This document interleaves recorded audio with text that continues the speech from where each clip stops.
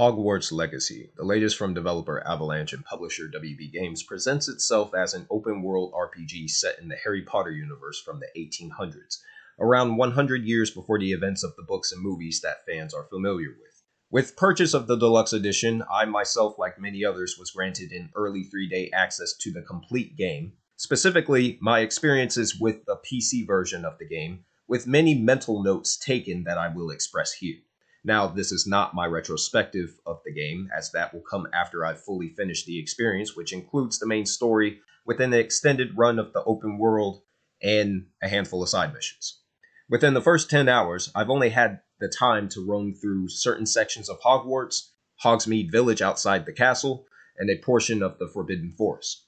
I've also gained access to some of the many spells that's available in the game, and have gotten a good grasp of the combat system. I've met a few of the main characters in the story, but haven't gotten far enough to really hold a steady opinion of the main narrative.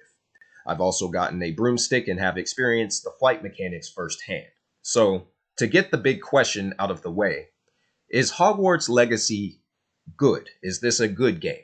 Without sugarcoating anything, yes, Hogwarts Legacy is more than good. It's an extremely well-made open-world experience that has a solid and engaging combat system with interesting characters, appropriately written dialogue, and it's very faithful to the original source material from J.K. Rowling. Now, shortly after I ran through the prologue and got to the castle, I ran into some consistent annoying performance issues in the form of stuttering. The game was really struggling to hold and maintain a steady frame rate and became unplayable in certain areas. What I was waiting on was a driver update, which for NVIDIA, an update was released recently, and after that, I ran a benchmark and set the game to recommended specs. I'm playing on a 3060 GPU via laptop. After this, I had no issues and have managed to run the game with DLSS upscaling turned on, landing on a satisfying resolution which I will likely stick with for the remainder of my time with the game. Of course, patches, especially for a game as large as this, is expected to roll out over time, improving the more weaker aspects of the game's performance. Going straight to the gameplay. This is a very smooth experience that one would and should expect from a modern RPG.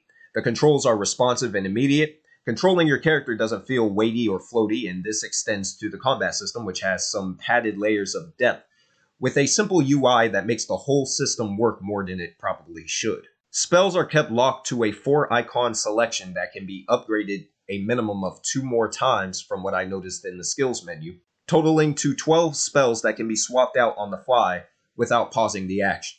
Avalanche did their homework, as nearly all of the important Harry Potter spells, including ones that only appeared in the movie tie-in games and not in the films, make an appearance here, including Flipendo, Expelliarmus, Lumos, Wingardium Leviosa, Incendio, Accio, Reparo, Glacius, Arresto Momentum, Petrificus Totalis, and you have an eventual access to all 3 of the forbidden curses, the torture spell Crucio, the mind control spell Imperio, and yes, the killing curse Avada Kedavra, are all available with additional upgrades that the player has access to along with the initial spells themselves. You also have spells that were common in other games, but are used only for specific actions, either for defense or counter options with Protego and Stupefy.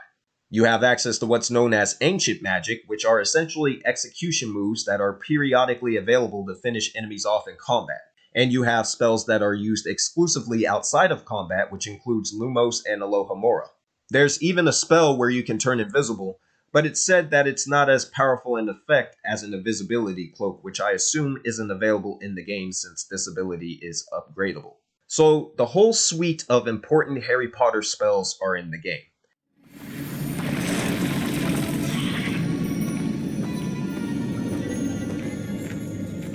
I'm not going to touch those. Look.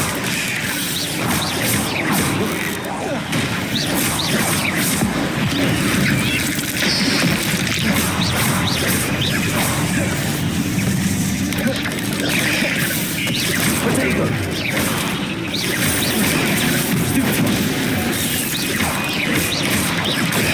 Stupefy. Levioso. Incendio.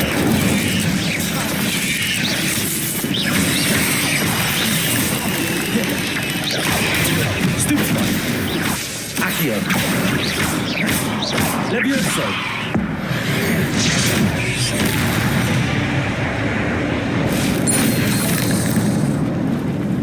The vast majority of them are not available at the start of the game and must be unlocked through going to class and completing tasks for your professors. Regarding the classes themselves, each of the fictional Harry Potter classes you do attend as a student, including herbology, potions, charms, and everyone's favorite defense against the dark arts. At the beginning of the game, you go through a quick ceremony where the sorting hat is placed on your head, and you're asked a question which will determine which house you're sorted into. And if you don't like the option you're given, similar to Harry himself in the movie, you can request that the hat place you in a different house. I, of course, chose Slytherin, which by far is the most popular choice of the game's audience so far, with Hufflepuff being the least favorite. Go figure. However, you can create multiple characters complete with a range of customization options. This character customization system is robust, but it's not the deepest that I've seen. You can choose your character's ethnic race, be it black, white, Asian, or Hispanic, male or female, with a wide range of hair options, but that's about as deep as the system goes. You can't alter any major features other than some permanent facial scars or the eyebrows or eye colors of your character. You can't, for example, change the depth or height of your character's lips or alter their cheekbones, at least from what I noticed in the beginning. The game only has a few facial presets and forces you to choose one. This limiting customization system extends to the broomsticks that are available for purchase as well as your wand, unfortunately, which can only be chosen based on some presets that are limited to 3 color options each. The gear system, which is the clothing your character wears, has more depth to it, so when you combine everything together, you can conjure some pretty wacky combinations, or you can choose to turn the gear options invisible if you need to equip something that you don't like for the purpose of improving stats, but simultaneously don't like that particular gear piece. The combat system, as I mentioned before, has some considerable depth to it, with a basic 4-hit cast on the trigger button accompanied with a counter button in the same vein as the Spider-Man games or the Batman Arkham series. A dodge roll evade and quick select for spells to be swapped out on the D-pad is available as well. This system utilizes the shoulder buttons heavily more than anything else, and the counter button can largely be ignored, at least until you're forced to use it here and there at times when it's absolutely necessary, which doesn't seem to be too often unless you want to take advantage of the stupefied counter system, which utilizes a hold on the counter button. This is a system that forces the player to pay attention to their surroundings, as a spidey sense-like yellow symbol will appear around your character's head just before you're about to be attacked, alerting you to enemies attacking you off-screen. This forces you to pay close attention to what's happening at all times, keeping the combat system humbly engaging and consistently rewarding. The flying mounts have so far been locked off to me, with the exception of the broomstick flying, which is my favorite inclusion from the source material thus far. Flight, which is controlled largely by the right stick, is as cinematic as what you see in the films, and the added boost ability gives the player that sense of speed without feeling restricting like some of the early Harry Potter video games. Even though Quidditch itself isn't playable, you're free to fly over, through, and even around the stadium, including the skeleton of the support beams on the side, reminiscent of the Chamber of Secrets film. The flying challenges are also a great time, as they give the player reason to bolster their score with intent on improving their completion time.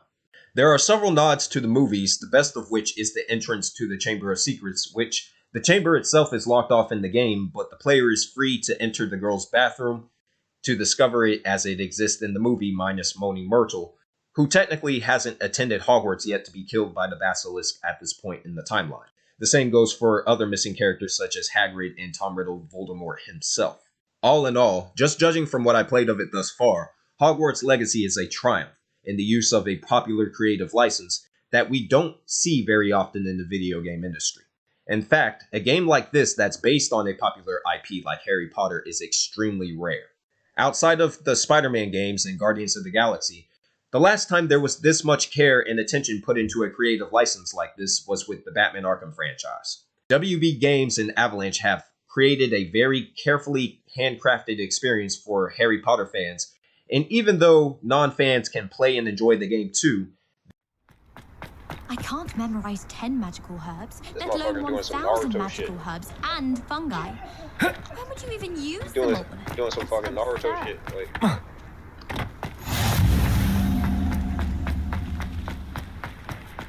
if someone wouldn't mind letting me know when the car park's open, I'd be very grateful.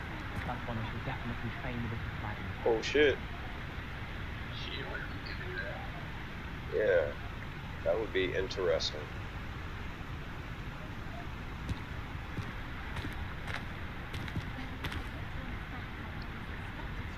Look like it's about to fall down. I want to get down from there. Might be drunk, I don't know. This was definitely made for the Harry Potter fanbase. Like many other popular creative licenses, this is something you can't truly appreciate unless you've watched the movies, read the books, played the older games in the series. As someone who has done all three of these things, I am impressed at the level of detail and love that went into this project.